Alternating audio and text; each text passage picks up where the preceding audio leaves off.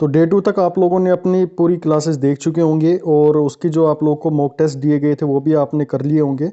जो first time यहाँ पर जुड़ना चाह रहा है भाई वो अपना 9416878402 ये व्हाट्सअप नंबर है और इसी पर टेलीग्राम नंबर भी है। आप यहाँ पर जाकर जान सकते हैं कि कैसे आप इस क्रैश कोर्स के मॉक टेस्ट के साथ में जुड़ सकते हैं।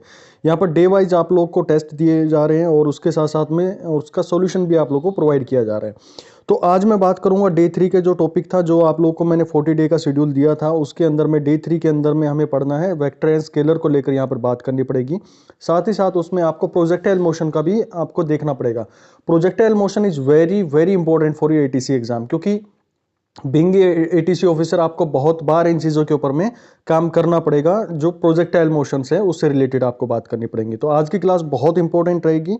और जो हमने पिछला जो बेस लिया था जिसके अंदर में मैंने आपको 3 इक्वेशंस आप लोगों को करवाई थी, हमारे पास में मोशन की फर्स्ट इक्वेशन, सेकंड इक्वेशन और थर्ड इक्वेशन के बारे में बात करी थी, तो उसी का हम यहाँ पर यूज़ करेंगे। अब कैसे हमें यूज़ करना है और क्या क्या चीज़ें हमें पढ़नी है वो सारी चीज़ मैं अभी आपको बता देता हूँ। बाकी भाई इसका जो डिटेल वर्जन है वो आप जाकर देख सकते हैं। फोटोनिक्स जो यूट्यूब चैनल है उसके ऊपर में सारी वीडियोस बिल्कुल डिस्क्रिप्टिव वे में आप लोगों के लिए रखी गई है।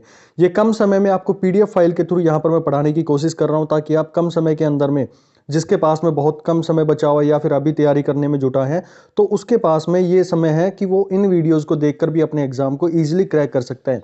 अब मैं आपको एक 100% श्योरिटी देता हूँ कि अगर आप इस क्रैश कोर्स को बिल्कुल ईमानदारी के साथ में अटेम्प्ट कर लेंगे, यानी कि आप पहले अपनी क्लासेस को देखें, उसके बाद में आपको जो उसके टेस्ट दिए जा रहे हैं वो कर लेंगे, साथ साथ आप उसके सॉल्यूशंस के साथ में मैच जरूर करना है कि आपने कितना अपनी प्रोग्रेस की है अपने कंसेप्ट को लेकर। तब मैं कहूँगा कि आप श्योरिटी ये मान सकते हो कि आप फिजिक्स के अंदर में 30 में से 28 से 29 मार्क्स इजीली गेन कर सकते हैं। अब 1% कहाँ रह गया? 1% होता है कि आपके खुद के कुछ थोड़े बहुत एफर्ट आप लगा पा रहे हैं, तो उससे रिलेटेड चीज़ें आप लोग को करनी पड़ती हैं। चलिए मैं ज़्यादा समय आप लोगों का नहीं लूँगा और अब शुरू करते हैं डे 3 के हमारा टॉपिक, जिसके अंदर में मैं आज आप लोगों से बात करूंगा स्केलर एंड वेक्टर को लेकर। तो देखिए इसके अंदर में हमारे पास में कि स्केलर और वेक्टर जो होते हैं इसके अंदर हमें पढ़ना क्या होगा। स्केलर और वेक्टर के अंदर हमें बेसिक उसके लॉज के बारे में बात करनी पड़ेगी, क्योंकि इन लॉज का ही हमारे पास में बाद में यूज होने वाला है। और सबसे जो इंपॉर्टेंट इसके अंदर में रहने वाला है वो रिजोल्यूशन ऑफ वेक्टर आप लोगों का ज्यादा इंपॉर्टेंट रहेगा। बाकी हमारे पास में ज्यादा वेक्टर से रिलेटेड क्वेश्चन हमारे नहीं पूछे जाएंगे। और तीसरी में ये भी हमारे पास में रिजोल्यूशन से पूछा नहीं जाएगा, लेकिन इनका हम यूज करेंगे जब हम प्रोजेक्टाइल मोशन पढ़ेंगे। और ये आपका थ्रू आउट फिजिक्स इन चीजों की यूज आते रहेंगे, तो आप इसको बहुत अच्छे से देखना है रिजोल्यूशन ऑफ वेक्टर को लेकर। चलिए मैं बात करता हूं आपके पास में स्केलर क्या होते हैं। स्केलर का मतलब होता है कि जिनके पास में केवल और केवल मैग्नीट्यूड हो। लेट अस सपोज कि मैंने आप लोगों से कहा कि मैंने आप लोगों से कहा कि भाई मेरे पास में एक 1 kg का मास है। 1 kg की बॉल है, एक आयरन बॉल मैंने ले ली 1 kg की। अब उसको मैंने बिल्कुल हॉरिजॉन्टली रखा, फिर मैं ऊपर उठा के यहाँ पर उसके यहाँ पर वेइंग मशीन लगाता हूँ, तो मैं उसका वेट मेजर करता हूँ या उसका मास मेजर करता हूँ। उसी तरह से अगर कोई मेरे पास में डिस्टेंस है, मान लो एक पेन है, ये पेन की मैं लेंथ यहाँ पर बिल्कुल हॉरिजॉन्टली मैंने उसको रखा, वहाँ पर मैंने उसकी लेंथ मेजर करी और मान लो कि मेरे पास में 5 सेंटीमीटर आ गई है। फिर मैंने इसको हॉरिजॉन्टली कर दिया, अब मैंने इसकी लेंथ मेजर करी, तब भी मेरे पास में क्या आ रही है? 5 सेंटीमीटर आएगी। अगर मैं इसको इन्वर्ट कर दूं, किसी एंगल पर कर दूं, तो हर टाइम आप इसको पाएंगे कि इसकी जो लेंथ है वो 5 मीटर बनी हुई है, 5 सेंटीमीटर बनी हुई है। यानी कि उसके लेंथ के अंदर में कोई भी चेंज नहीं आ रहा है। यानी उसको स्पेसिफाई करने के लिए केवल और केवल मैं आपको बोलता हूं कि इसकी लेंथ 5 सेंटीमीटर है। तो ऐसी जो क्वांटिटीज होती हैं उनको केवल और केवल हम किससे रिप्रेजेंट करते हैं? उनको हम स्केलर क्वांटिटीज के नाम से जानते हैं। ओके, नेक्स्ट हम बात कर लेते हैं वेक्टर क्वांटिटी। तो वेक्टर क्वांटिटी होती है जिनको हम रिप्रेजेंट करने के लिए मैग्नीट्यूड की तो जरूरत है ही, दूसरा साथ ही साथ हमें डायरेक्शन की भी जरूरत होती है। अब कैसे बात करें, तो मैंने पिछली जो डे 2 की हमारी क्लास थी उसके अंदर मैं बताया था कि एक बॉडी है, उसके पास में ये अगर उसका मीन पोजीशन है या उसका ओरिजिनल पोजीशन है वो इसके राइट साइड में जा रही है, तो हम उसको पॉजिटिव लिया करते हैं। जब उसके डिस्प्लेसमेंट को लेकर मैं बात करता था तो इस साइड में सारी कैलकुलेशन मेरी पॉजिटिव आया करती थी। और जो मेरे पास में रेफरेंस पॉइंट है, रेफरेंस पॉइंट से मैं लेफ्ट साइड में जा रहा था, तो यहाँ पर आपने देखा था कि -10 हो गई है। यानी कि ये एक कहीं ना कहीं मेरे पास में उसकी डायरेक्शन पर डिपेंड कर रही है। उस रेफरेंस पॉइंट से मुझे उसको डिफाइन करना पड़ रहा है। और जो हमारे पास में वेलोसिटी होती है वो किस पे डिपेंडेंट होती है? वो हमारे पास में डिस्प्लेसमेंट पे डिपेंड होती है।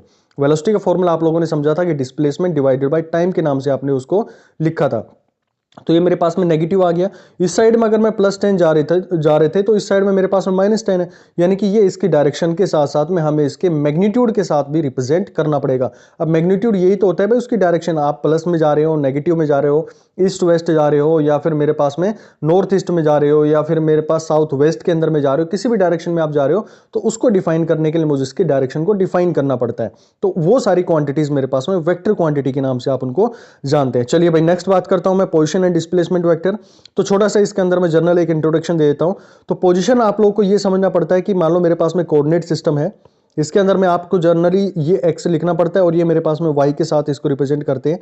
तो ये कोई भी बॉडी है इस पूरे प्लेन के अंदर में, यहां पर मान लो आपके सामने जो दीवार बनी हुई है, उस दीवार को आप मान के चलो कि वो आपका वाई एक्सिस है, और उसके अंदर में जेड एक्सिस आप लोग उसको कंसिडर करके चलो। तो उसके ऊपर में कहीं पर भी एक कोई मच्छर बैठा है, कोई मक्खी बैठी हुई है, अब उसको ये मान के चलो कि जो नीचे कॉर्नर बना हुआ है, जो इस तरह का एज बना होगा, वहां से उसकी डिस्टेंस को मेजर करो। तो ये जिस पॉइंट पर है, ये इस ओरिजिन से जिस पॉइंट पर है, उसका कुछ एक्स एक्सिस भी होगा और कुछ उसका वाई एक्सिस भी होगा। तो इसको ही हम बोलते हैं कि ये मेरे पास में क्या है, उसकी पोजीशन है, और उसको रिप्रेजेंट करने के लिए मुझे उसका पोजीशन वेक्टर डिफाइन करना पड़ता है। तो इसके पोजीशन वेक्टर को कैसे डिफाइन करोगे, तो हमने कहा कि भाई ये 4 इंटू एक्स, अगर मैं कहूं कि ये 4 डिस्टेंस है और मेरे पास में 5 डिस्टेंस है, तो आप कहोगे कि 4x डायरेक्शन में है प्लस में 5y डायरेक्शन में है। अभी ये पूरा डिफाइन नहीं हुआ है, क्योंकि ये मैंने सिर्फ इसके मैग्नीट्यूड के बारे में बात करी। अब इसका डायरेक्शन कैसे रिप्रेजेंट करेंगे, तो डायरेक्शन रिप्रेजेंट करने के लिए मेरे पास में एक टर्म आती है जिसको हम यूनिट वेक्टर के नाम से जानते हैं। तो आगे से ध्यान रखना, जब भी x का मुझे यूनिट डायरेक्शन डिफाइन करना पड़ेगा, तो इसके ऊपर मैं i लिखूंगा और इसके ऊपर कैप लगा दी जाती है, तो इसको यूनिट वेक्टर के नाम से जानते हैं। y के डायरेक्शन में जो लेके जाऊंगा तो इसको j रिप्रेजेंट करेंगे, j के ऊपर मैं कैप लगा दूंगा, तो हम कहेंगे कि ये मेरे पास में y डायरेक्शन के अंदर में ही जा रहा है। ओके, तो इसको रिप्रेजेंट करने के लिए क्या करूंगा मैं, 4xi कैप प्लस में 5yj, ये मेरे पास में हो गया। ये मेरे पास y की वैल्यू कुछ भी हो सकती है, 1 हो सकती है, 2 हो सकती है, 3 हो सकती है, कुछ भी हो सकती है इसके अंदर में। ये मैंने एक रैंडमाइज यहां पर वैल्यू ली है, तो आप डायरेक्टली इसको लिख सकते हैं। अगर मैं x को और y को हमारे पास में 1 मान लो, तो आप इसको रिप्रेजेंट कर सकते हैं 4i प्लस में 5j के नाम से आप रिप्रेजेंट करेंगे। तो डायरेक्टली मेरे को क्या वैल्यू दे रहा होगा, ये यहां पर बोल रहा है कि 4 इंटू आई, यानी कि 4 इंटू आई का मतलब है कि 4 वो i डायरेक्शन में जा रहा है, यानी कि x डायरेक्शन में जा रहा है, और 5 इंटू जो j है, यानी कि वो मेरे पास में y डायरेक्शन में जा रहा है। तो अब किसी का क्वेश्चन ये भी आना चाहिए कि ठीक है भैया, आपने एक्स वाई की तो बता दिए, जेड में भी जा सकता है, बिल्कुल जा सकता है। तो ये आप इंफॉर्मेशन डिसाइड करना कि एक्स के लिए हमेशा आई रहेगा, वाई के लिए हमारे पास में जे रहेगा, और जेड के लिए मेरे पास में क्या रहता है, के रहता है, उसके ऊपर में कैप लगा दी जाती है। तो ये 3 डायरेक्शन आप लोग को ध्यान में रखनी होती है, इन्हीं को हम यूनिट वेक्टर के नाम से रिप्रेजेंट करते हैं। अब ये यूनिट वेक्टर बनते कैसे, उसके बारे में बात करेंगे। फिर थोड़ा सा आप इसके जो जर्नल वेक्टर होते हैं या उनके नोटेशंस होते हैं, उनको कैसे आपको रिप्रेजेंट करना होता है। तो हमारे पास में पहला जीरो वेक्टर होता है। जीरो वेक्टर का मतलब होता है कि हम उसको नल वेक्टर के रिप्रेजेंट करते हैं, नॉट मच इंपॉर्टेंट। उसको सिर्फ आपको ध्यान रखना है कि उसका मैग्नीट्यूड हमारे पास में 0 होता है। उसकी डायरेक्शन कोई भी ले सकते हो, आर्बिट्री होती है, चाहे आप किसी भी एक पॉइंट है मेरे पास में, इस डायरेक्शन किसी भी डायरेक्शन में जा सकता है, तो उसकी डायरेक्शन आप आर्बिट्री इसके साथ में लेके चलते हैं। चलिए नेक्स्ट बात कर लेता हूं, unit vector. Unit vector is the most important topic of this whole vector and scalar topic. अब देखो, ये समझने की कोशिश करो आप मेरे साथ में। मान लो मेरे पास में एक वेक्टर है, वेक्टर का नोटेशन आप सबको जानकारी होगी, आपने पढ़ा भी होगा अपने कॉलेज लाइफ में, कि इसको मैं इस डायरेक्शन से एक एरो हेड लगा दिया मैंने इसके साथ में, और मैंने इसको रिप्रेजेंट किया कि भाई ये मेरे पास में 4i प्लस में 3j, मैंने कुछ इस तरह से इसके साथ में रिप्रेजेंट कर दिया, ये j मैंने रिप्रेजेंट कर दिया। तो आपको ध्यान में आना चाहिए कि भाई ये मेरे पास में x डायरेक्शन और y डायरेक्शन के अंदर में है ये। तो इसको आप यूनिट वेक्टर का मतलब होता है कि मेरे पास में ये कोई वेक्टर बना हुआ है, कुछ इस डायरेक्शन में ऐसे बना हुआ है, तो इसका छोटे से छोटा टुकड़ा क्या हो सकता है, यानी कि कुछ ना कुछ ये एंगल बना रहा होगा इसके साथ में। तो ये छोटे से छोटे जो टुकड़ा है, जिसको मैं मल्टीप्लाई करता चला हूं मल्टीपल्स के अंदर में, तो ये मेरे को पूरा वेक्टर मिल जाए। यानी कि छोटे से वेक्टर को मैं क्या बोलता हूं, ये वाला, इसके अंदर में इसको मैं बोलूंगा यूनिट वेक्टर के नाम से रिप्रेजेंट करेंगे। तो किस डायरेक्शन में रहेगा, कहां पर रहेगा, तो आप इसको डायरेक्टली इस तरह से लिखते हैं हम इसका कि ए यूनिट वेक्टर, यानी कि ए कैप इसके ऊपर में लगा दी जाए। तो इसको रिप्रेजेंट करने का तरीका होता है कि आप ए वेक्टर एज इट इज रखो और उसके नीचे उसका मैग्नीट्यूड मल्टीप्लाई कर डिवाइड कर दो। तो आप इसके मैग्नीट्यूड को कैसे लिखेंगे, मैग्नीट्यूड का मतलब होता है कि आपके पास में एक्स डायरेक्शन में, वाई डायरेक्शन में, तो डायरेक्टली इसका मैग्नीट्यूड आप निकाल सकते हैं, इसका स्क्वायर प्लस में इसका स्क्वायर और पूरे का अंडर रूट कर दीजिए। तो मैंने एक्स वाले को उठाया तो एक्स वाले का मेरे पास में क्या आ गया, ये 16 आ गया। वाई वाले का मेरे पास में 9 आ गया, ये मैंने यहाँ पर लिख दिया और इसके पूरा रूट कर दो तो मेरे पास में 5 आ जाएगा। अब कुछ लोगों का ये भी क्वेश्चन होना चाहिए कि ये जेड आ गया, तो बिल्कुल भाई जेड आ गया, मान लो प्लस में 2 के और मेरे पास में मैंने जोड़ दिया, तो आपको क्या करना होगा, 2 का भी आप स्क्वायर कर दो, प्लस 4 आ गया मेरे पास में।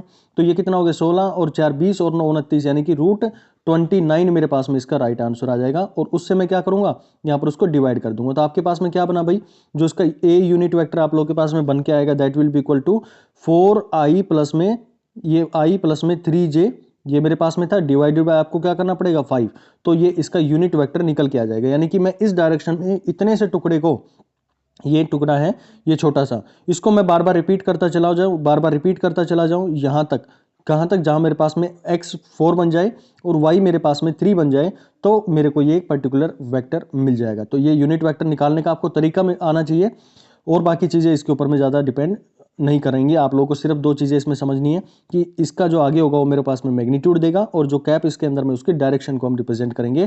तो ये मेरे पास में सही तरीका होता है किसी भी वेक्टर को रिप्रेजेंट करने का। ऑर्थोगोनल वेक्टर जो होते हैं उसका मतलब यही होता है कि हमारे पास में ऑर्थोगोनल वेक्टर जैसे एक्स और वाई एक्सिस हो गई, तो इनको हम रिप्रेजेंट करने के लिए, यूनिट वेक्टर को रिप्रेजेंट करने के लिए मैंने आपको अभी जानकारी दे दी कि एक्स में आई से रिप्रेजेंट करेंगे, जे में जो वाई डायरेक्शन होगा उसको मैं जे से रिप्रेजेंट करेंगे, और जेड डायरेक्शन में हम के कैप से रिप्रेजेंट करते आएंगे। चलिए आगे बात करता हूं मैं और लेके इसको। नेक्स्ट हमारे पास में आते हैं पैरेलल वेक्टर। पैरेलल वेक्टर छोटी छोटी डेफिनेशंस हैं कि दो वेक्टर हैं जो कि एक दूसरे से हमेशा पैरेलली चल रहे हैं, तो उनको हम पैरेलल वेक्टर के नाम से बोलेंगे। दूसरा मेरे पास में एंटी पैरेलल वेक्टर के नाम से जानते हैं, यानी कि एक वेक्टर आपका इस डायरेक्शन में जा रहा है और दूसरा वेक्टर इस डायरेक्शन में जा रहा है। इसका वेक्टर रिप्रेजेंट करने का मतलब क्या है, मैंने कहा कि भाई ये 4i है मेरे पास में इस डायरेक्शन में, और इस डायरेक्शन मैंने बोल दिया कि ये मेरे पास में 3i है भाई ये, ओके। तो यहां पर मेरे पास में जो रिप्रेजेंट करेंगे तो हम बोलेंगे कि ये x डायरेक्शन में जा रहा है और ये इसकी माइनस x डायरेक्शन में जा रहा है, यानी कि इसको रिप्रेजेंट करने का तरीका हम इससे दिखाते हैं। तो ये आपके दो वेक्टर हो गए, एंटी पैरेलल इसको बोलते हैं। कोलिनियर का मतलब होता है कि एक ही पॉइंट के अंदर में एक के पीछे दूसरा हमारे पास में एक ही लाइन के अंदर में रिप्रेजेंट किए जा सकें। कोप्लेनर यानी कि एक ही प्लेन के अंदर में, मान लो ये एक्स वाई प्लेन है, तो एक्स वाई प्लेन के अंदर में एक वेक्टर मैंने ये रिप्रेजेंट कर दिया और दूसरा वेक्टर ये रिप्रेजेंट कर दिया। तो ये एक ही प्लेन के अंदर में, मान लो आपके सामने जो दीवार है उसके ऊपर में कोई भी पॉइंट आप डिफाइन करो और इस सेंटर से यहां से मेजर कर लो, तो ये मेरे पास में ये जो दो वेक्टर मैंने बनाए यहां पर, एक वेक्टर ये बन गया और एक वेक्टर ये बन गया, दोनों आपके उस प्लेन पे बन पा रहे होंगे, तो ये आप उसको बोलेंगे कि सेम प्लेन पे बन रहे हैं, तो कोप्लेनर के नाम से आप बोलेंगे। इक्वल वेक्टर का मतलब कब हो सकते हैं, ये केवल एक कंडीशन पर हमारे कोई भी दो वेक्टर होते हैं वो इक्वल हो सकते हैं। कौन सी कंडीशन होगी, यानी कि एक वेक्टर ये मेरे पास में एक्स डायरेक्शन में अगर मूव कर रहा है, दूसरा वेक्टर भी मेरे पास में एक्स डायरेक्शन में मूव करना चाहिए, प्लस दोनों का मैग्नीट्यूड भी सेम होना चाहिए। यानी कि यहां पर मैं बात करूं, अगर ये मेरे पास में 4 अपना मैग्नीट्यूड रखता है तो इसका भी मैग्नीट्यूड कितना आना चाहिए मेरे पास में, 4 के साथ में इसको रिप्रेजेंट करना है। तो दो चीजें आपको ध्यान रखनी है कि इक्वल जो हमारे पास में होंगे उनके अंदर में सफिशिएंट कंडीशन ये होनी चाहिए कि उनके जो वैल्यूज हैं, यानी कि उसका मैग्नीट्यूड भी सेम हो और उसकी डायरेक्शन भी हमारे पास में क्या होनी चाहिए, सेम होनी चाहिए, तभी हम उनको इक्वल वेक्टर के नाम से जान सकते हैं। चलिए भाई बात करते हैं आगे वेक्टर एडिशन को लेके। देखिए वेक्टर एडिशन भी बहुत इंपॉर्टेंट रहेगा और हम कैसे उसको ऐड कर सकते हैं। तो दो तरीके होते हैं किसी भी वेक्टर को ऐड करने के लिए। मैं डायरेक्टली किसी भी वेक्टर को सिंपली, जैसे हमारे पास में 4 + 3 है, ये मेरे पास में क्या है, सिंपल नंबर्स हैं, इनको अलजेब्रिकली हम सम करेंगे तो मेरे पास में 7 आ जाएगा। लेकिन अगर मैं यहां पर बात करना चाहूं कि मैंने कहा कि एक वेक्टर इस डायरेक्शन में जा रहा है और दूसरा वेक्टर मेरे पास में इस डायरेक्शन में जा रहा है, जैसे मैं आप लोगों से एक छोटा सा एग्जांपल यहां पर डील करना चाहूंगा। मान लो मेरे पास में एक पेन रखा हुआ है, ये मेरे पास में कोई भी पेन रखा हुआ है, कोई भी बॉल रखी हुई है, मैंने कहा कि भाई मैं इसके ऊपर मैं फोर्स लगा रहा हूं, कितनी, 4i लगा रहा हूं, तो ये इस डायरेक्शन में जा रहा होगा, ये इसकी पर्टिकुलर डायरेक्शन ही रहेगी। मैं इस डायरेक्शन में इसके ऊपर मैं फोर्स लगा रहा हूं, तो ये जाने की तरीका इसका इस तरफ में होगा। लेकिन भाई ऐसा करो कि आप ये फोर्स और ये फोर्स दोनों एक साथ में लगा दो, तो क्या होगा।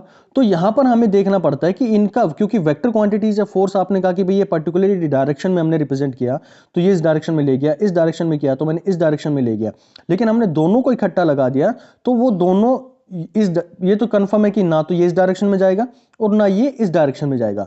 इन दोनों का एक रिजल्टेंट वेक्टर होगा जो कि एक पर्टिकुलर डायरेक्शन में हमारे यहां पर रिप्रेजेंट करना पड़ेगा। तो उसको रिप्रेजेंट करने का तरीका है कि मेरे पास में इसका एक रिजल्टेंट निकालना पड़ेगा और रिजल्टेंट यहां इन दोनों के बीचों बीच यहां से निकल के जाएगा, क्योंकि ये फोर्स यहां लगाएगा, ये फोर्स यहां लगाएगा, तो आप करके देख लेना इसको प्रैक्टिकली। दोनों पेन से, तो ये जो बॉल होगी इस डायरेक्शन में जाने शुरू कर जाती है। तो आप कहते हैं कि ये इसका रिजल्टेंट साइड आ गया। उसी तरह से हमारे पास में वेक्टर्स को लेकर भी हमें कहानी ये देखनी पड़ती है। जैसे यहाँ पर आपको फिगर के अंदर में दिख रहा होगा, तो इनको एडिशन कैसे किया जाता है भाई, इनके फोर्सेस को डायरेक्टली मैं तो ये कर नहीं सकता कि 4+3 मैंने कर दिया। तो इनको ऐड करने के लिए हमारे पास में स्पेशल रूल होते हैं, आप इनके लॉ को भी रिप्रेजेंट कर सकते हैं। तो यहाँ पर जो आएगा मेरे पास में रिजल्टेंट आने वाला है, that will B a plus में b, आप इसको रिप्रेजेंट करेंगे। अब ये जो इसके अंदर में हमारे पास में एंगल्स बनेंगे, जब आप लोगों को बोला जाएगा क्वेश्चन के अंदर में, तो आपको ध्यान रखना है कि जब इनका सम आप निकालेंगे, दो चीजें इसके अंदर में आपको ध्यान रखनी है। एक इसका आपको मैग्नीट्यूड से मतलब होता है और एक इसके एंगल से मतलब होता है। एंगल यहाँ पर आपको ये देखना पड़ता है कि आपका रिजल्टेंट कितना एंगल बना रहा है उसके साथ में। तो इसके मैग्नीट्यूड का डायरेक्ट फॉर्मूला आपके पास में होगा a² प्लस में b² प्लस में 2ab cos थीटा, आपको ये ध्यान रखना है। और इसका पूरा रूट आप लगा देंगे तो आप इन दोनों वेक्टर्स का सम यहाँ पर निकाल पाएंगे। जैसे मैं बात करूँ आपके साथ में एक एग्जाम्पल को लेकर, जैसे मैंने कहा कि भाई मेरे पास में दो बॉडीज हैं, दो वेक्टर्स हैं जो कि एक दूसरे से 90 डिग्री पर है। ये मैंने बोल दिया 90 डिग्री पर है, और ए वेक्टर है मान लो नीचे वाला, और इसकी वैल्यू मेरे पास में 4 है, और ये मेरे पास में दूसरा वेक्टर है जिसकी वैल्यू मेरे पास में 3 है। मुझे इसका रिजल्टेंट निकालना। पहली चीज तो आपके दिमाग में ये आना चाहिए कि ये एक्स डायरेक्शन में, तो मैं इसको लिख सकता हूँ 4i, और इधर मेरे पास में 3j में इसको रिप्रेजेंट कर सकता हूँ। अब यहाँ पर ये चीज तो कंफर्म होगी कि दोनों का हम डायरेक्टली ऐड नहीं कर सकते, यानी कि मैं 7i तो इसको बोल नहीं सकता या 7j मैं इसको नहीं बोल सकता। तो इनके बीच में कहीं ना कहीं मेरे पास में एक रिजल्टेंट वेक्टर आएगा जो कि इनके साथ में एक एंगल बना रहा होगा, जिसका एंगल मैं बोलूँ कि अल्फा एंगल बना रहा होगा। तो इसको डायरेक्ट रिप्रेजेंट करने के लिए इसका मैग्नीट्यूड आप कैसे निकालेंगे, उसका भी जो मैंने फॉर्मूला बताया, a² प्लस में b² प्लस में 2ab cos थीटा, आप लोगों को यहां पर ध्यान रखना होता है। चलो भाई, और इस पूरे का रूट आपको ध्यान रखना होता है। तो a की वैल्यू मैंने रखी कि भाई a का जो मैग्नीट्यूड है मेरे पास में, a वेक्टर ये था तो इसका है मेरे पास में 4, यानी कि इसका स्क्वायर आप करेंगे तो 4 का स्क्वायर, और b वेक्टर मेरे पास में कौन सा ये है, तो इसका करेंगे तो आपके पास में ये आएगा 3 का स्क्वायर। अब देखो यहाँ पर 2ab cos थीटा है, जब मैं cos थीटा की वैल्यू 90 डिग्री रखूंगा, यानी कि दो एंगल, जो दो वेक्टर्स हैं मेरे पास में उनके एंगल्स का वैल्यू यहाँ पर रखूंगा 90 डिग्री आया है, तो ये मेरे पास में 0 बन जाएगा। तो ये वैल्यू मेरे पास में फैक्टर 0 हो गया। इस पूरे का होल स्क्वायर आप कर दो, तो फाइनली आप सोल्व करेंगे 16 प्लस में 9, और ये मेरे पास में रूट लगेगा, और रूट लगने के बाद में इसके पास में आ जाएगी कितनी, इसकी वैल्यू मेरे पास में 5 आ जाएगी। यानी कि इनका जो रिजल्टेंट आएगा वो कुछ इस डायरेक्शन में आएगा, जिसके एंगल की वैल्यू अभी बताऊंगा कि ये कितना एंगल यहाँ पर बना रहा होगा, जिसको हम एंगल अल्फा से रिप्रेजेंट करते हैं। तो ये जो वैल्यू आएगी, इसका मैग्नीट्यूड मेरे पास में 5 आ गया है। अब इसका आप यूनिट वेक्टर भी निकाल सकते हैं, जो भी आप लोगों को पूछा जाए आप उसका रिप्रेजेंट कर सकते हैं। अब दूसरी कहानी आई, आप लोगों ने मैग्नीट्यूड निकाल लिया, इसका एंगल कैसे निकाला जाता है। तो एंगल निकालने का तरीका बिल्कुल आप ये लोग याद रखना कि जो भी आपके पास में इस अल्फा के अपोजिट जो लाइन बन रही है, यानी कि ये जो वेक्टर बन रहा है, इसका साइन थीटा आपको लेके चलना है। ध्यान से सुनना कि मान लो मेरे पास में ये कुछ इस तरह का वेक्टर था, ये आपने एंगल थीटा बनाया, तो इसके अपोजिट क्या बना सकते हो भाई, ये अगर मेरे पास में बी वेक्टर है और इधर मेरे पास में ए वेक्टर है, तो ये पैरेलली मैं बिल्कुल इसको यहाँ पर रिप्रेजेंट कर सकता हूँ, रिप्रेजेंट कर सकते हैं हम इसको। एक हमारे पास में तरीका होना चाहिए इसको रिप्रेजेंट, पैरेलली हमारे पास में इक्वल वैल्यूज आ जाएंगी। तो ये मैं बोल सकता हूँ कि मेरे पास में बी है, पैरेलल वेक्टर का मतलब ही तो ये होता है पैरेलल एंड इक्वल है दोनों, ये मेरे पास में, इसको मैंने बी रिप्रेजेंट कर दिया, और यहाँ पर ऑलरेडी मेरे पास में ए था। तो यहाँ पर आप ध्यान रखना कि इनके बीच में जो एंगल था, यानी कि ये कुछ भी एंगल हो सकता है, थीटा 90 डिग्री हो सकता है, कुछ भी हो सकता है यहाँ पर, तो इसका जो एंगल मेरे पास में आएगा that will be equal to B sine theta, यानी कि थीटा जो अल्फा बनाए मेरे पास में, इसका अपोजिट का साइन थीटा लेना है, प्लस में ए वेक्टर जो इसका बेस है जिसके साथ में, उसको प्लस में अगेन जो ऊपर लिखा है आपने बी वेक्टर, उसका कोस थीटा के साथ में आपको रिप्रेजेंट करना है। तो यहाँ पर आपका एंगल निकल कर आ जाएगा भाई। चलो बात कर लेते हैं अब अगला। तो ये मेरे पास में, इसको बोलते हैं हम ट्रायंगल लॉ के नाम से रिप्रेजेंट करते हैं। ट्रायंगल लॉ के नाम से क्यों रिप्रेजेंट करते हैं, तो ये कहता है कि अगर आपने एक वेक्टर ये बनाया, दूसरा वेक्टर आपके पास में ये बनाया, यानी कि उसके हेड पर उसकी टेल आपने रख दी, तो ये कहता है कि इन दोनों को आप इस डायरेक्शन में रखो कि दोनों का इस तरह से हो कि एक दूसरे के अप्रोच करते हुए दिखाई दे, यानी कि इसके हेड पर उसकी टेल और उसकी टेल पर उसका हेड, आप इसको रिप्रेजेंट कर सकते हैं। तो तीसरा जो वेक्टर लगाएगा, यानी इस ट्रायंगल को पूरा करने के लिए मुझे 3 वेक्टर की जरूरत पड़ेगी, तो तीसरा मेरे पास में ये आएगा जो कि अपोजिट डायरेक्शन में होगा, यानी कि इसकी डायरेक्शन कहां से होगी, इसके टेल से लेकर और इसके हेड पर जाकर मिलने वाली है। इन दोनों का तो ये था भाई प्रोपेगेशन का रास्ता, ये इसके इस तरह से मूव कर रहा था, लेकिन जो रिजल्ट आएगा वो कुछ इस डायरेक्शन में हमारे पास में रिप्रेजेंट करना होता है। तो ये मेरे पास में ए वेक्टर हो गया, ये मेरे पास में बी वेक्टर हो गया, और ये मेरे पास में इसको रिजल्टेंट वेक्टर आर से आप रिप्रेजेंट करेंगे। तो R resultant that will be equal to A square plus में बी स्क्वायर का प्लस में 2ab इसका मैग्नीट्यूड आप लोग को रिप्रेजेंट करना पड़ेगा। बहुत बार आप लोग को ये देखने को मिलेगा अपने क्वेश्चंस के अंदर में, तो बिल्कुल ध्यान रखना भाई इसको। तो ये हमारे पास में एप्लीकेबल है जब हमारे पास में दो वेक्टर हमारे पास में आ जाएं। चलो भाई अब बात कर लेता हूं नेक्स्ट हमारे पास में पैरेललोग्राम रूल। तो पैरेललोग्राम रूल हमारे पास में ये कहता है कि आपके पास में दो वेक्टर्स हैं जो कि अपोजिट डायरेक्शन में जा रहे हैं। यहां पर क्या कह रहा था मैं कि ट्रायंगल लॉ में तो हमने कहा था कि भाई ट्रायंगल लॉ में मैंने कहा था कि ये पॉइंट है तो ये यहां से शुरू होगा और इसके हेड के ऊपर में दूसरे की टेल आएगी। लेकिन पैरेललोग्राम रूल ये कहता है कि भाई ऐसा हो रहा हो कि एक पॉइंट है मेरे पास में, एक वेक्टर इस डायरेक्शन में जा रहा हो और एक वेक्टर मेरे पास में इस डायरेक्शन में जा रहा हो, तो इनको कैसे ऐड करेंगे। तो उन्होंने कहा कि बिल्कुल इसका पैरेलल यहां पर बना लो, ये मेरे पास में पैरेलल हो गया, और ठीक उसी तरह से ये जो नीचे वाला वेक्टर इसका पैरेलल बना लो, ये पैरेलल बना दिया। तो ये हमारे पास में क्या बन गई, एक पैरेललोग्राम बन गई। तो इसका जो डायगोनल होगा, यानी कि ये हमारे पास में जो डायगोनल होगा, ये हमें रिप्रेजेंट करके देगा क्या, इसका जो रिजल्टेंट आएगा। अब कहीं ना कहीं हमारे पास में आप देख पा रहे होगे ये भी वही सेम ट्रायंगल बन गई है उसी तरह की हमारे पास में। तो यहां पर भी वही रूल रहेगा कि भाई इसका मैग्नीट्यूड आप लोगों को निकालना होगा, तो आप इसका रिप्रेजेंट करेंगे a² प्लस में b² प्लस में 2ab कोस थीटा से आप इसको रिप्रेजेंट कर देंगे। और अगर आप लोगों से एंगल पूछा जाए कि भाई ये रिजल्टेंट एंगल जो वेक्टर है वो इसके साथ में कितना एंगल बना रहा होगा, जिसके साथ में भी बनाने के लिए पूछा जाए उसको हमेशा आप लोगों को छोड़ना है और उसके अपोजिट वाला है वहां से आप उसके एंगल को कंसिडर करेंगे। तो यहां पर आपने कहा कि ये मेरे पास में ए वेक्टर था, ये बी वेक्टर है, तो इसका एंगल मेरे पास में बी जो आएगा, जो टेंजेंट अल्फा बनेगा, that will be equal to B sine theta बनेगा मेरे पास में, बी साइन थीटा हो गया, और डिवाइडेड बाई ए प्लस में अब जो बी था यानी कि इसके जो अपोजिट आ रहा था एंगल का ये, तो इसका कोस थीटा आप ले लोगे। अब किसी के दिमाग में ये आना चाहिए कि नहीं भाई हम ऐसा करेंगे कि ये मेरे पास में एंगल है, ये ट्रायंगल मेरे पास में बनी है और मैं एंगल ये निकालना चाहता हूं जो मेरे पास में बी वेक्टर के साथ में था, ये मेरे पास में था। तो अब आपको कुछ नहीं करना, ये ट्रायंगल यहां पर कंप्लीट कर लो, तो ये मेरे पास में ए वेक्टर बन गया। तो यहां पर इसके अपोजिट कौन हो गया, अल्फा के अपोजिट मेरा ए हो गया, तो आप यहां पर लिखेंगे a sine theta divided by b as it is लिखेंगे, और नीचे आप उसका कोस थीटा यहां पर रिप्रेजेंट कर देंगे, किसका, ए कोस थीटा आप इसको रिप्रेजेंट कर देंगे। तो ये बेसिक आप लोगों को ध्यान में रखने वाली चीजें हैं कि कैसे हम इनको जोड़ेंगे, कैसे हम इसके पैरेललोग्राम रूल यूज करेंगे। जिसने भाई जो हमने इलेक्ट्रिक फील्ड और मैंने पोटेंशियल पढ़ाया था वहां पर भी आप इसको जाकर देख सकते हैं, वहां पे काफी डिटेल के साथ में मैंने न्यूमेरिकल्स भी इसके सोल्व करवाए पे। कोई नहीं, अभी जैसे रिक्वायरमेंट होगी हम आगे चीजें और पढ़ेंगे। सब्सट्रैक्शन ऑफ वेक्टर का मतलब ये होता है कि नेक्स्ट हमारे पास में टॉपिक आता है that is subtraction of vector. तो सब्सट्रैक्शन ऑफ वेक्टर का मतलब है कि आपके पास में दो वेक्टर है, ये एक्स डायरेक्शन में है और ये मेरे पास में ये भी एक्स डायरेक्शन में। अगर ये दोनों इक्वल नहीं है, मान लो इसकी लेंथ है मेरे पास में 4i है और ये मेरे पास में 5i है, तो आप इसको डायरेक्टली क्या करेंगे, ऐड कर सकते हैं और सब्ट्रैक्ट कर सकते हैं। जब ये आपके सेम डायरेक्शन में जा रहे हो तो आप इसको बोलेंगे कि 5i प्लस में 4i, यानी कि टोटल मेरे पास में वेक्टर बनेगा दैट विल बी 9i मेरे पास में बनने वाला भाई। तो आप इसको डायरेक्टली ऐड कर सकते हैं।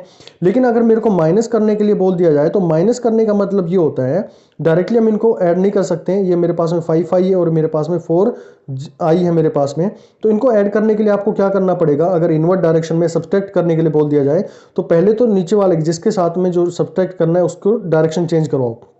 मैंने कहा कि vector A minus vector B करना आपको, तो आप डायरेक्टली इनको माइनस वगैरह नहीं कर सकते, पहले इसको रिवर्स करवाएंगे। ये मेरे पास में माइनस बी बन गया, अब इनको आप जोड़ सकते हैं। तो मेरे पास में 5i बन गया और ये मेरे पास में 4i बन गया।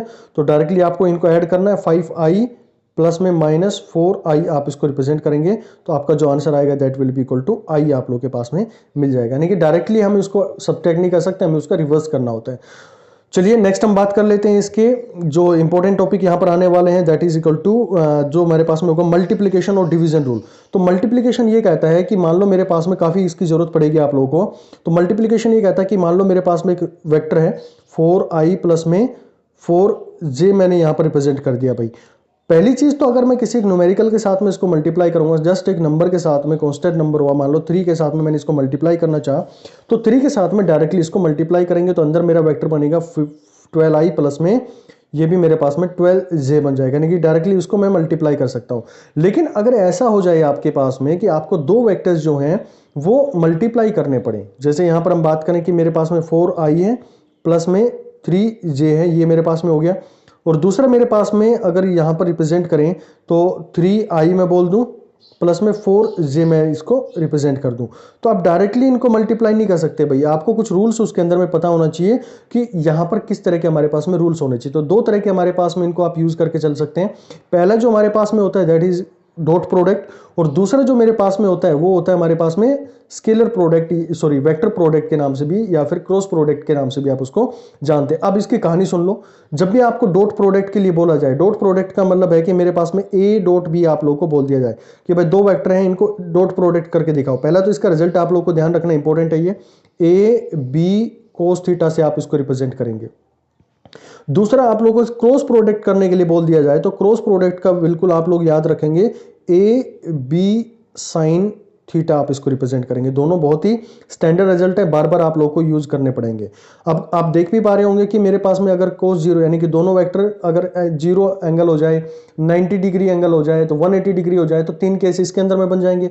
उसी तरह से 3 केस इसके अंदर में आप लोग के बन जाएंगे। तो आप इसको ऊपर में काम करेंगे, आप लोग इसको एक बार वैल्यूज रख के देखो कि 0 रख रहा हूं, 90 रख रहा हूं और 180 रख रहे हैं, तो हमारे पास में क्या क्या निकल के आ रहा है। अब मैं कहानी आप लोगों के साथ में शुरुआत करना चाहूंगा डॉट प्रोडक्ट को लेके। तो डॉट प्रोडक्ट के अंदर में जब भी आप लोगों को वेक्टर का जब भी मल्टीप्लिकेशन करना हो, तो वेक्टर के मल्टीप्लिकेशन के लिए ध्यान रखना कि अगर मेरे पास में सेम है, आई इंटू आई है, जे इंटू जे है और के इंटू के है, यानी कि दोनों को आप इस तरह कर रहे हो तो इनकी वैल्यू 1 आएगी, इनकी वैल्यू 1 आएगी और इनकी वैल्यू 1 आएगी। लेकिन अगर मैंने ये कर दिया आई डॉट जे कर दिया तो इनके बीच में एंगल क्या हो गया भाई, मेरे पास में 90 डिग्री हो गया।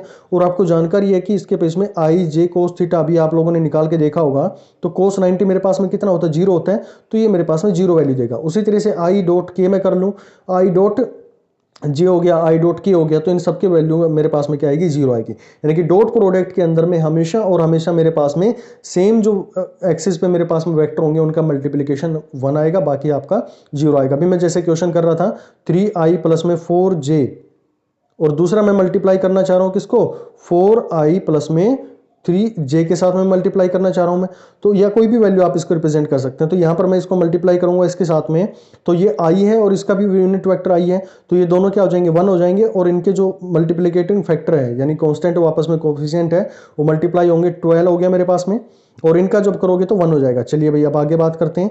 तो इसके अंदर में मैं रिप्रेजेंट करना चाहूंगा i को, इसके साथ में करके देखो 3 और इसके साथ में करो 3i इंटू 3j मेरे पास में आ गया। और अभी आपने देखा था कि i और j का क्रॉस डॉट प्रोडक्ट मेरे पास में 0 होता है, तो ये वैल्यू मेरे पास में 0 बन जाएगी।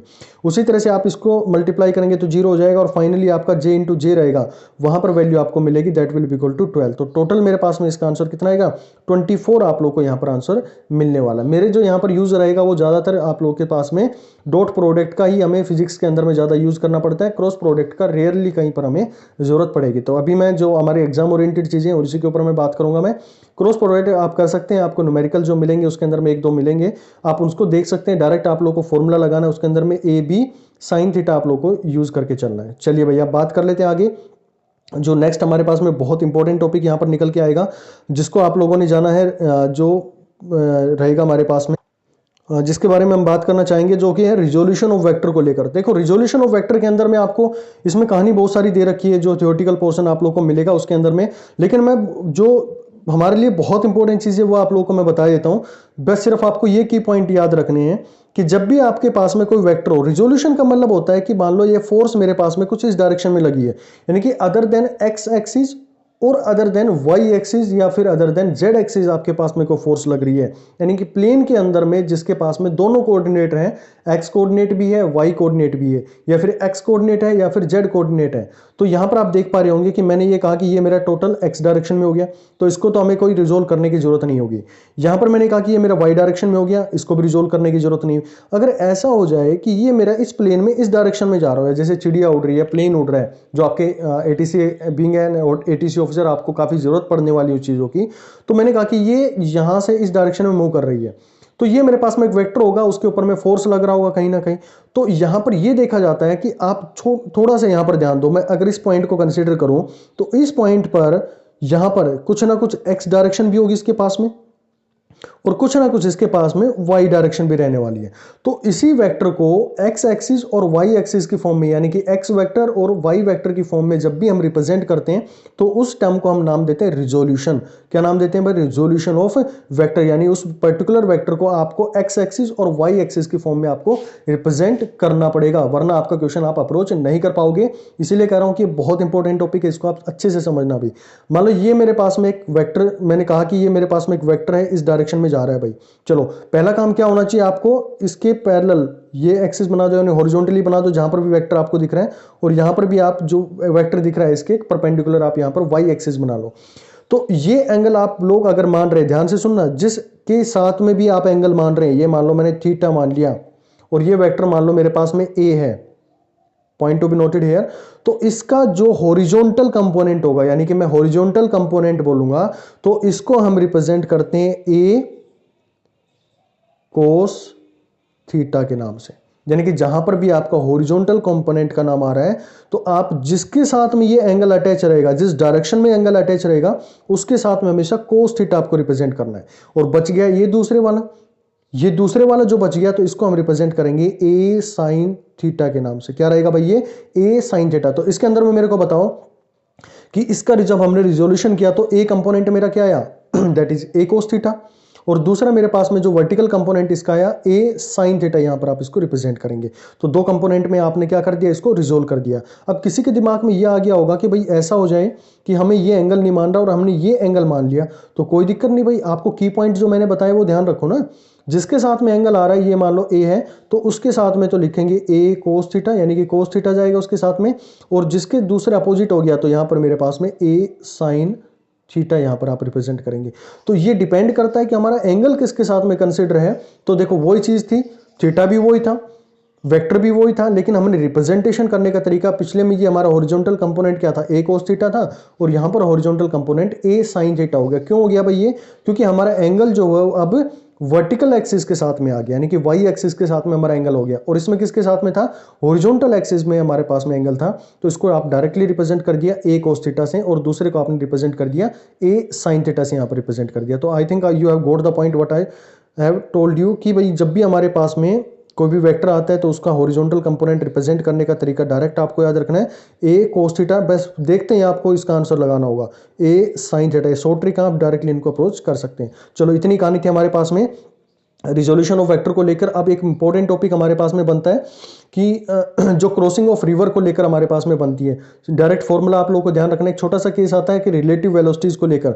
रिलेटिव वेलोसिटी का मतलब होता है कि मान लो मैं एक डायरेक्शन में यहाँ पर 4 मीटर पर सेकंड से मूव कर रहा हूँ, दूसरी बस में आप बैठे हैं, उसके अंदर में वो अपनी वेलोसिटी उसकी 3 मीटर पर सेकंड अगर उसकी मूव कर रही है, तो आप क्या करते हैं रिलेटिव वेलोसिटी में, क्योंकि ये क्या एक्स एक्सिस के अंदर में जा रही है, तो डायरेक्टली आप इनको क्या कर सकते हैं, ऐड कर सकते हैं। तो रिलेटिव का मतलब होता है कि एक दूसरे के पास, सॉरी इसके अंदर में एक दूसरे के जो अपोजिट डायरेक्शन, अगर मैं बात करूं रिलेटिव वेलोसिटी जो हमारे पास में एग्जिस्टेंस में आएगी, ये मीटर पर सेकंड है, और दूसरी बस इस डायरेक्शन में जा रही है, तो यहां पर आप लोग बैठे हुए हैं, तो आपको कितनी डायरेक्शन से दिखेगी। पहली काम क्या करना है, आप लोगों को दोनों की वेलोसिटीज को माइनस करना होगा। जैसे पिछले केस के अंदर में मैंने किया था कि 4 मीटर पर सेकंड से, जैसे 4 मीटर पर सेकंड के हिसाब से इधर जा रहे हो, और 4 मीटर पर सेकंड के 3 मीटर पर सेकंड से आप इस डायरेक्शन में जा रहे हो, तो डायरेक्टली क्या कर देते थे भाई, आप यहां पर बैठे हो तो आपको दिखेगी कि अगली बस जो है वो किस डायरेक्शन में मूव कर रही है, वो भी सेम डायरेक्शन मूव कर रही है। तो जब दोनों की सेम डायरेक्शन होती है तो हम उनको माइनस करते हैं, सेम वेलोसिटीज हमारे पास में आएंगी, कितनी हो जाएंगी, that is equal to 1 metre पर सेकंड। यानी इस बस में बैठा हुआ उसको ये लगेगी कि ये बस जो है 1 मीटर पर सेकंड से तेजी के साथ में दौड़ रही है। अगर वो 3 चल रही है तो दोनों को लिखेगा कि यहाँ पर जो पैसेंजर बैठा है, यहाँ पर जो पैसेंजर बैठा है, वो थ्रू आउट दोनों को एक ही पॉइंट पर बैठे हुए दिखाई देंगे। तो वो कहेंगे कि हमारे पास में रिलेटिव वेलोसिटी जो 0 हो गई है। लेकिन अगर वो अपोजिट डायरेक्शन में जाए, तो जैसे यहां पर मैंने कहा कि 3 मीटर पर सेकंड में, तो आपको डायरेक्टली क्या करना है, इन दोनों वेलोसिटीज को सम अप कर देना है। यहां पर हमारे पास में जो ज्यादातर क्वेश्चंस बनेंगे वो रिलेटिव वेलोसिटीज को लेकर एक एक्सिस के ऊपर में काम करना चाहेंगे। तो मैंने आपको जानकारी दी थी कि पहले आपको क्या करना है, 4 लिखना है, और 4 के बाद में आपको क्या करेंगे, ये जो वेक्टर था हमें भी ये मान लेना कि ये इसकी डायरेक्शन ये रही होगी, और इसका जब हमने अपोजिट किया तो इसके साथ में माइनस जुड़ गया होगा, यानी कि माइनस आ गया, और इसको माइनस करने के लिए एक ऑलरेडी मेरे पास माइनस लगाना पड़ेगा।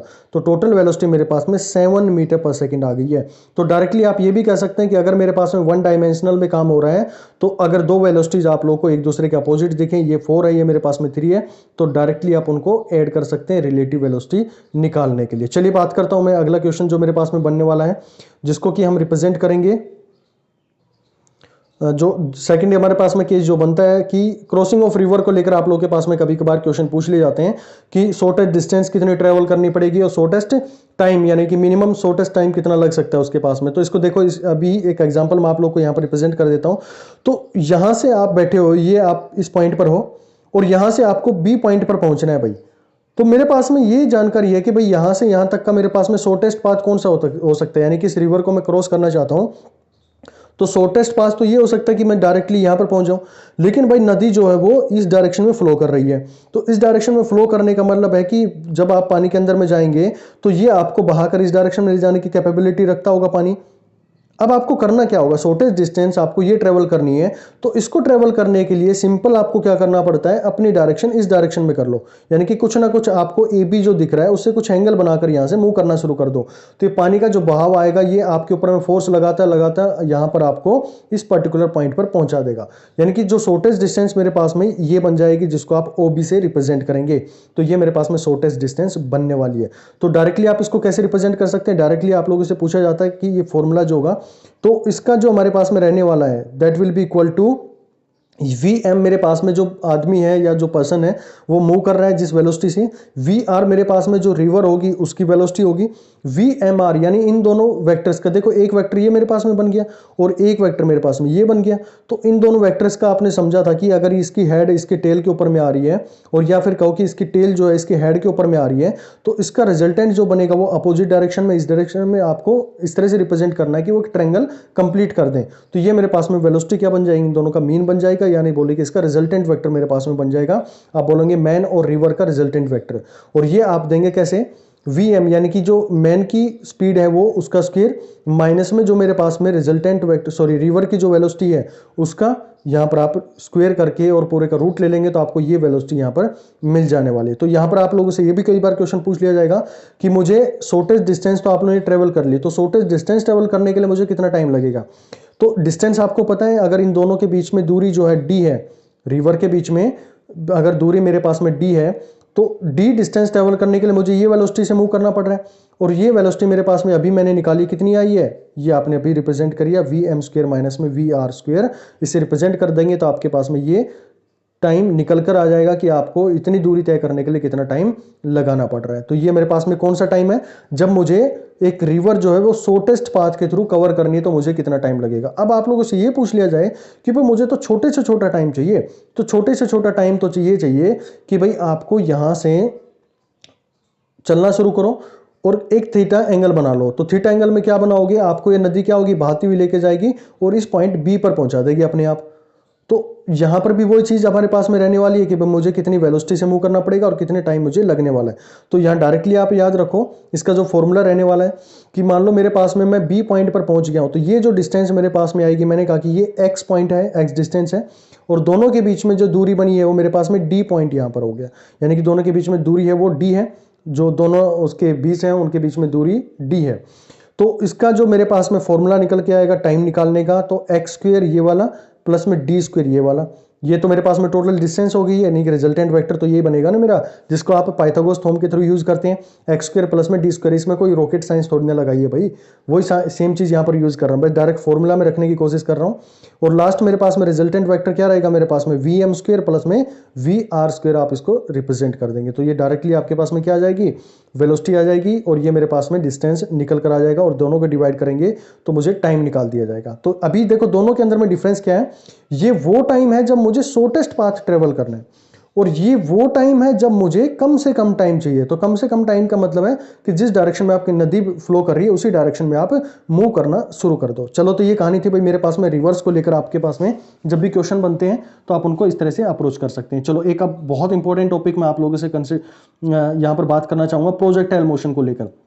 देखिए, प्रोजेक्टाइल मोशन एक बहुत वास्ट हमारे पास में चैप्टर होता है, लेकिन यहां पर आप लोगों को क्या क्या ध्यान रखना है वो चीजें मैं समझा देता हूं। इसके अंदर में थियोरेटिकल पोर्शन भी पढ़ाने में हमें लगभग 1 से 1.5 लेक्चर लग जाता है, क्योंकि इसके बहुत सारे एजम्पशंस होते हैं, क्यों वो हमें एज्यूम करने पड़ते हैं, उसका रीजन हमें बताना पड़ता है, और उनके पीछे क्या कंसेप्ट रहते हैं वो सारे समझाने होंगे। लेकिन यहां पर मैं जो आप लोगों से बात करूंगा जो आपको इंपॉर्टेंट रहेंगे एग्जाम के लिए, तो पहले तो ये चीज समझो कि प्रोजेक्टाइल मोशन होता क्या है। आपने कहा कि एक ऑब्जेक्ट है वो भाई इस डायरेक्शन में मूव कर रही है, तो आपने कहा कि ये एक्स एक्सिस में यानी कि वन डायमेंशनली मोशन कर रही है। मैंने कहा कि एक ऑब्जेक्ट है वो इस डायरेक्शन में, मैंने पत्थर फेंका ऊपर की डायरेक्शन में, बिल्कुल स्ट्रेट मेरे सर के ऊपर में मैंने फेंका, सर की साइड में मैंने फेंका ऊपर आसमान की तरफ में, तो हम कहेंगे कि बिल्कुल वाई एक्सिस पे गई और वहीं की वहीं लौटकर हम ये वापस आ गया, मैंने आइडियल केस मान लिया। लेकिन अगर मैं ये कहूं कि मैंने यहां से एक फुटबॉल रखा हुआ था, ये मेरे पास में फुटबॉल है और यहां से मैंने उसको किक किया भाई, जब ये किक करूंगा तो ये कुछ ना कुछ इस तरह से जाएगा और देखा होगा आपने, और ये कुछ यहां पर पहुंच गया भाई, इस डायरेक्शन में ये मूव कर गया, इस पॉइंट पर पहुंच गया ये। अब देखो इसकी टर्म जो है जो आपको यूज करनी पड़ेंगी, क्या क्या यहां पर रिप्रेजेंट करना पड़ेगा। तो इसकी कहानी तो ये समझो कि मैं इस पॉइंट पर गया भाई, मान लो ये पॉइंट मेरे पास में है, तो इस पॉइंट पर ये कुछ ना कुछ एक्स एक्सिस की भी वैल्यू है भाई मेरे पास में, और यहां पर कुछ ना कुछ इसकी वाई एक्सिस की भी वैल्यू है, ये मेरे पास में वाई एक्सिस है। तो यहां पर ये जो मोशन आया है इसके अंदर में दोनों कंपोनेंट आ गए भाई, कौन कौन से, एक एक्सिस एक्स का भी आ गया है और मेरे पास में वाई का भी कंपोनेंट आ गया। अगर ऐसा कोई मोशन होता है जिसके अंदर में एक्स एक्सिस और वाई एक्सिस दोनों ऑक्यूपाई हो रहे हैं, दोनों यूज में आ रहे हैं, तो हम उसको एक प्रोजेक्टाइल मोशन के नाम से रिप्रेजेंट करेंगे। बात करेंगे कि इसकी क्या ट्रेजेक्ट्री होती है, किस तरह से ये पाथ को फॉलो करेगा, उसका हम फॉर्मूला यहां पर देखेंगे, ज्यादा उसकी डेप्थ में नहीं जाएंगे। तो ये कहानी समझ में आई कि मेरे पास में जब भी दो कोऑर्डिनेट यूज हो रहे हैं तो हम उस मोशन को बोलते हैं कि वो मेरे पास में एक प्रोजेक्टाइल मोशन बना हुआ है। चलो यहां तक कहानी आपको समझ में आ गई होगी। अब मैं कहानी समझाना शुरू करता हूं कुछ इस तरह से कि आपने ये बॉल थी, इसको हिट करना चाह रहे हो भाई, ध्यान से सुनना इस पॉइंट को, इसको हिट करना चाह रहे हो। पहले ये इनिशियली जीरो पर थी, अब जब हिट करोगे तो कुछ ना कुछ इसको क्या दोगे आप, वेलोसिटी दोगे। अब वेलोसिटी दोगे तो ये अपना कुछ इस तरह का पाथ ऑक्यूपाई करती है, इस तरह का पाथ ट्रेवल करती है। तो आपको ध्यान रखना है कि जब हम इसको हिट कर रहे होते हैं, ये मैंने वेलोसिटी से इस साइड में हिट किया और ये वेलोसिटी थी मेरे पास में यू थी मेरे पास में। अब यहां कहानी सुनो, इनिशियल वेलोसिटी मैंने इसको यू दे दी है भाई, बॉल जब रेस्ट पे थी, मैंने जब इस इंस्टेंट पे हिट किया उस टाइम पे मैंने मेजर किया, तो मैंने कहा कि ये मेरे पास में यू है। अब ये तो वही कहानी आ गई भाई, ये तो कुछ ना कुछ एंगल बनाती हुई जा रही है इसके साथ में, किसके साथ में, हॉरिजॉन्टल एक्सिस के साथ में। अब हॉरिजॉन्टल एक्सिस के साथ में हमारे पास में कुछ एंगल बनाया है, तो कंफर्म है कि मुझे इसको रिजोल्व करना पड़ेगा, और रिजोल्व करेंगे तो ये मेरे पास में क्या बन जाएगा, ये थीटा है, तो नीचे वाला ये एंगल इसकी वेलोसिटी का, वेलोसिटी क्योंकि मेरे पास में वेक्टर क्वांटिटी है, तो ये जो कंपोनेंट बनेगा हॉरिजॉन्टल, ये क्या बनेगा, यू। बताओ जल्दी से क्या जोड़ूं मैं इसके साथ में, cos theta, sine theta, very good, sine theta लिखेंगे इसके साथ में, नहीं तो क्या लिखेंगे, कोस थीटा, वेरी गुड। तो यहां पर मैं लिखूंगा इसके साथ में कोस थीटा, यानी इस वेलोसिटी का, अगर ये मेरे पास में 4 थी, 4 वेलोसिटी से मैंने इसको किया 4 मीटर पर सेकंड के साथ में, तो उसका नीचे जो कंपोनेंट आएगा वो मान लो मेरे पास में, सॉरी यहां पर मैं अगर इसको थोड़ा सा सिंप्लीफाई करने के लिए मैं बोल दूं कि ये मेरे पास में 5 थी भाई, 5 मैंने हिट किया, और जब मैंने इसको यहां पर मेजर किया तो मैंने कहा कि ये 4 नीचे आ गया, तो 4 कोस थीटा के साथ में नीचे मूव कर रहा है ये, ठीक है। और जब मैंने देखा कि इसका हॉरिजॉन्टल कंपोनेंट तो मैंने कर दिया, तो इसका वर्टिकल कंपोनेंट बताओ, तो वर्टिकल कंपोनेंट आप लोगों ने बताया जी ऊपर, तो इसको ले जाने वाला कौन रेस्पॉन्सिबल है, वही कहानी है ना कि पेन था, पेन को मैंने इस डायरेक्शन मूव करवाया और इस डायरेक्शन मूव करवाया, तो इधर तो मैंने उसको 4 कोस थीटा की मैंने फोर्स दे दी, और ऊपर ले जाने के लिए मैंने उसको 3 कोस थीटा की फोर्स दे रहा हूं, मैं 3 साइन थीटा की मैं फोर्स दे रहा हूं, तो इसका रिजल्टेंट कहां जाएगा, ये इसको इस डायरेक्शन में ले जाने की कोशिश करेगा। तो वही कहानी यहां पर हो रही है, इसको ऊपर कौन लेके जाएगा, ऊपर ले जाएगा ये वर्टिकल वाला कंपोनेंट। अगर ये खाली नीचे वाला कंपोनेंट होता तो ये बॉल यहीं ऊपर नहीं उठती, ये सीधी की सीधी इसी डायरेक्शन में आगे की साइड में मूव कर जाती, जैसे मैंने उसको रोल कर दिया हो। और ऊपर की डायरेक्शन में अगर मैं ऊपर के ऊपर फेंकता तो ये मेरे सर के ऊपर में खड़ी होकर और वापस नीचे आ जाती। लेकिन ये दोनों कंपोनेंट इसके साथ में एक ही टाइम पर लग रहे हैं, तो एक ही टाइम पर लग रहे हैं, तो इसको ऊपर ले जाने वाला ये कंपोनेंट रहेगा, जिसको आप रिजोल्व करके क्या बताएंगे कि ये मेरे पास में बन गया, मान लो ये मेरे पास, सॉरी यहां पर मेरे पास में ये 5 कोस थीटा था, और यहां पर मेरे पास में 5 जो यहां पर रिप्रेजेंट करेंगे, इसको मान लो मैं कोई भी वैल्यू यहां पर ले लेते हैं, इसको साइन थीटा के नाम से मैं इसको रिप्रेजेंट करूंगा। तो ये मेरे पास में 2 वैल्यूज यहां पर आपके सामने आ गई हैं, एक 5 साइन थीटा होगी और एक मेरे पास में 5 कोस थीटा होगी। तो यहां पर इसकी कहानी देखो अब आप लोग, मैं यहां पर दोबारा से इसको रिप्रेजेंट कर देता हूं कि आपने एक इनिशियल वेलोसिटी थी, ये इनिशियल वेलोसिटी यू थी, जिसका मेरे पास में हॉरिजॉन्टल कंपोनेंट क्या रहने वाला है, that will be equal to U cos theta, जो इसको हॉरिजॉन्टली ले जाने के रिस्पॉन्सिबल होगा, और ऊपर जो इसको ले जाने वाला होगा इसी का वर्टिकल कंपोनेंट होगा, जो कि मेरे पास में यू साइन थीटा होगा, यू साइन थीटा मेरे पास में इसका वर्टिकल कंपोनेंट रहने वाला है भाई। तो ये रेस्पॉन्सिबल होता है इसको हॉरिजॉन्टली ले जाने के लिए, और ऊपर वाला रेस्पॉन्सिबल होगा इसको वर्टिकली ले जाने के लिए। चलो यहां तक कहानी आपको समझ में आ गई। अब इसके अंदर में जो मेन टर्म्स आती हैं जिनको आपको ध्यान में रखना है, एक तो होती है हमारे पास में इक्वेशन ऑफ ट्रेजेक्ट्री के नाम से जानेंगे। इक्वेशन ऑफ ट्रेजेक्ट्री का मतलब होता है कि ये भाई किस तरह का पाथ फॉलो करेगी, यानी कि कोई भी अगर इक्वेशन इसको सेटिस्फाई करती है, कोई भी वैल्यू जिसको सेटिस्फाई करती है, तो कंफर्म है कि वो एक प्रोजेक्टाइल मोशन यहाँ पर रिप्रेजेंट करेगी, प्रोजेक्टाइल मोशन यहाँ पर दिखाएगी आप लोगों को। और ये हमने क्या कहा कि किक किया और किक करने के बाद में हमने छोड़ दिया उसको फ्रीली फॉल करने के लिए अंडर ग्रेविटी, तो ये इस तरह का पाथ यहाँ पर फॉलो करेगी, तो उसको हम बोलते हैं प्रोजेक्टाइल मोशन के नाम से रिप्रेजेंट करेंगे। तो वही कहानी मैंने आप लोगों को समझाई कि मेरे पास में जो इसका वर्टिकल कंपोनेंट होगा वो यू साइन थीटा होगा, वही यहाँ पर आपको दिखाया गया है। दूसरा मेरे पास में इसका वर्टिकल हॉरिजॉन्टल कंपोनेंट जो रहेगा वो मेरे पास में क्या रहेगा, यू कोस थीटा रहेगा, वो यहाँ पर मैंने रिप्रेजेंट किया है। एक्सेलेरेशन जो होगा मेरे पास में एक्स डायरेक्शन में वो जीरो रहेगा, क्योंकि इसकी वेलोसिटी जो है मेरे पास में कांस्टेंट रह रही है थ्रू आउट द ड्यूरेशन, वो मेरे पास में कांस्टेंट रह रही है। क्यों रह रही है भाई, क्योंकि इसका जो कंपोनेंट है उसके अंदर में एक्सेलेरेशन जो है मेरे पास में जीरो है, उसकी वेलोसिटी चेंज नहीं हो पा रही है, और उसकी वेलोसिटी चेंज नहीं है, तो वहां पर मेरे पास में एक्सेलेरेशन जीरो आ जाएगा। लेकिन क्या वाई कंपोनेंट में ये रेस्पॉन्सिबल है भाई? वाई कंपोनेंट में क्या होगा, ये अर्थ है और ये बॉल इसको हिट किया आप लोगों ने, तो अर्थ अपनी तरफ सेंटर की तरफ में इसको खींचने की कोशिश करेगी, और जब भी इस तरह का खींचने की कोशिश करेगी तो पिछले लेक्चर में मैंने बताया था कि वहां पर क्या आ जाती है, एक्सेलेरेशन ड्यू टू ग्रेविटी वहां पर आ जाती है। तो एक्सेलेरेशन ड्यू टू ग्रेविटी आने की वजह से वहां पर हमारे पास में माइनस जी का एक्सेलेरेशन आ जाता है। तो वहीं आप लोगों के सामने आ गया कि माइनस जी आपको एक्सेलेरेशन इसके अंदर में यूज करना है। तो कई बार आप लोगों से क्वेश्चन ये पूछ लिया जाए कि इक्वेशन ऑफ ट्रेजेक्ट्री क्या रहने वाली है, तो फॉर्मूला आपको ध्यान रखना है, एक्स मेरे पास में हो गया, एक्स एक्सिस हो गया, और टेन मेरे पास में टेन थीटा, जो भी थीटा है उसका टेंजेंट आप लोगों को यूज करना है।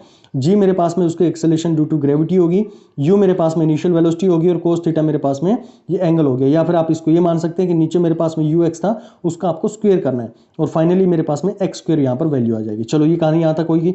अब देखो जो दो तीन टर्म यहाँ पर आपको रिप्रेजेंट करनी है, दो तीन सिंबल्स आपको याद करने हैं। ये मेरे पास में अगर आपने ट्रेजेक्ट्री ये फेंकी भाई, ये बॉल मेरे पास में इस डायरेक्शन में आ गई है, तो ये इस पॉइंट से और जिस पॉइंट पर टकरा रही है, ये जिस यहां से और इस पॉइंट तक जाने में जितना टाइम लेगी उसको हम बोलते हैं टाइम ऑफ फ्लाइट, या फिर फ्लाइट टाइम के नाम से आप रिप्रेजेंट करते हैं। इसीलिए मैं कह रहा था कि आपके एटीसी एग्जाम्स के लिए बहुत इंपॉर्टेंट टॉपिक है प्रोजेक्टाइल मोशन वाला। यहां से 100% श्योरिटी है कि आपके क्वेश्चन मिलने के चांस रहेंगे। तो ये मेरे पास में टी हो गया, इसको टाइम ऑफ फ्लाइट के नाम से आप रिप्रेजेंट करेंगे। और ये जो डिस्टेंस इसने ट्रेवल करी है ना यहां से और इस पॉइंट तक, यानी कि ये ए पॉइंट था, ये बी पॉइंट था। भाई बॉल को आप हिट करोगे तो कुछ दूरी के बाद में जाकर गिरेगी ना वो, तो वो जो गिरेगी उसी को हम क्या बोलते हैं, ये जो डिस्टेंस है इसको हम बोलते हैं रेंज, और ये इसको रिप्रेजेंट किया जाता है आर से। किससे रिप्रेजेंट करते हैं हम इसको हम रिप्रेजेंट करते हैं आर से। और ये जो हाइट है, यानी कि मैक्सिमम हाइट है जो मेरे पास में, या किसी भी पॉइंट पर हाइट है, तो उसको हम एच से रिप्रेजेंट करते हैं। लेकिन मैक्सिमम हाइट आप लोगों से पूछ लिया जाए तो इसको हम रिप्रेजेंट करते हैं एच से, यानी कि मैक्सिमम हाइट आप लोग इससे एच से डिनोट करेंगे। इसके अंदर वो तीन टर्म आपको याद रखनी है, टाइम ऑफ फ्लाइट, दूसरा मेरे पास में रेंज, और चौथा मेरे पास में, तीसरा मेरे पास में हाइट आ गया। तो इन्हीं तीन चीजों के ऊपर में आपसे क्वेश्चन पूछे जाते हैं भाई, ठीक है। अब देखो इसका फॉर्मूला क्या रहेंगे, डायरेक्ट आपको फॉर्मूला जिसके अंदर में याद रखने हैं।